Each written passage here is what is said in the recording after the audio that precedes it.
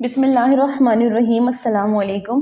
ایک غریب دیہاتی بارگاہ رسالت صلی اللہ علیہ وسلم میں انگوروں سے بھری ایک رکابی تحفے پیش کرنے کے لیے حاضر ہوا۔ کملی والے آقا نے رکابی لی اور انگور کھانے شروع کیے۔ پہلا دانہ تناول فرمایا اور مسکرائے، اس کے بعد دوسرا دانہ کھایا اور پھر مسکرائے، اور وہ بیچارہ غریب دیہاتی آپ کو مسکراتا دیکھ دیکھ کر خوشی سے نہال ہو رہا تھا۔ صحابہ سارے منظر خلاف عادت کام جو ہو رہے تھے، ہدیہ آیا اور انہیں حصہ نہیں مل رہا۔ سرکار دو عالم صلی اللہ علیہ وسلم نے انگوروں کا ایک ایک دانہ کر کے کھا رہے تھے اور مسکراتے جا رہے تھے۔ میرے ماں باپ آپ پر فدا ہو، آپ نے انگوروں سے بھری پوری رکابی ختم کر دی، اور آج صحابہ سارے متعجب۔ غریب دیہاتی کی تو عید ہو گئی تھی، خوشی سے دیوانہ خالی رکابی لیے واپس چلا گیا۔ صحابہ نہ رہ سکے، ایک نے پوچھ ہی لیا، یا رسول اللہ، آج تو آپ نے ہمیں شامل ہی نہیں کیا۔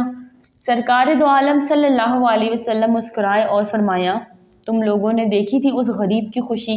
میں نے جب انگور چکھے تو پتہ چلا کہ کھٹے ہیں۔ مجھے لگا کہ اگر تمہارے ساتھ یہ تقسیم کرتا تو ہو سکتا تم میں سے کسی سے کچھ ایسی بات یا علامت ظاہر ہو جائے جو اس غریب کی خوشی کو خراب کر کے رکھ دے۔ دوسروں کے کھانے یا تحائف میں نقص مت نکالا کرو، اس کے چہرے کی خوشی دیکھ کر کڑوی چیز بھی زبان پر رکھ لیا کرو۔ یہ میرے اور آپ کے کریم رسول صلی اللہ علیہ وسلم کا پسندیدہ سنت ہے، اور بے شک آپ اخلاق کے بلند ترین درجے پر ہیں صلی اللہ علیہ وسلم۔ بیوی غصہ کرے تو خاوند کو چاہیے کہ اس سے پیار سے بات کریں۔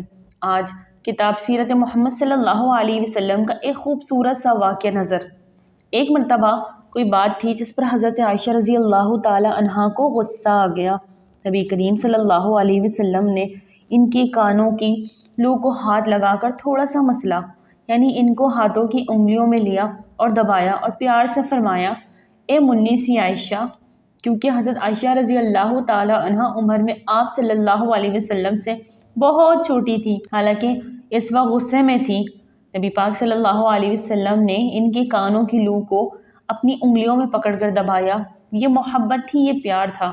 نبی پاک صلی اللہ علیہ وسلم نے پیار سے ایسا کیا اور پھر فرمایا، اے منی سی عائشہ، اے چھوٹی سی عائشہ، تو اپنے رب کے سامنے استغفار کر، یہ دعا کر اللہ میرے غصے کو دور کر دے۔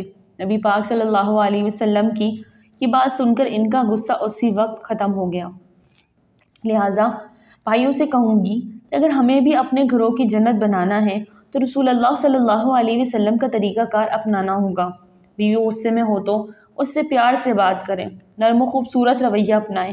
چیخنا، چلانا، آواز بلند کر لینا، سامان اٹھا کر پھینکنا، گالیاں دینا یہ اچھے مسلمان مردوں والے کام نہیں ہیں۔ اسی طرح میں بہنوں سے بھی کہوں گی کہ اگر خاوند غصہ ہو جائے، خواہ شوہر کا غصہ غلط ہی کیوں نہ ہو، پھر بھی بیوی کو چاہیے کہ شوہر کے غصے کو دور کرنے کے لیے پیار سے بات کرے یا مکمل خاموشی اختیار کرے۔ شوہر کے غصے کی صورت میں نرم و خوبصورت رویہ اپنائیں۔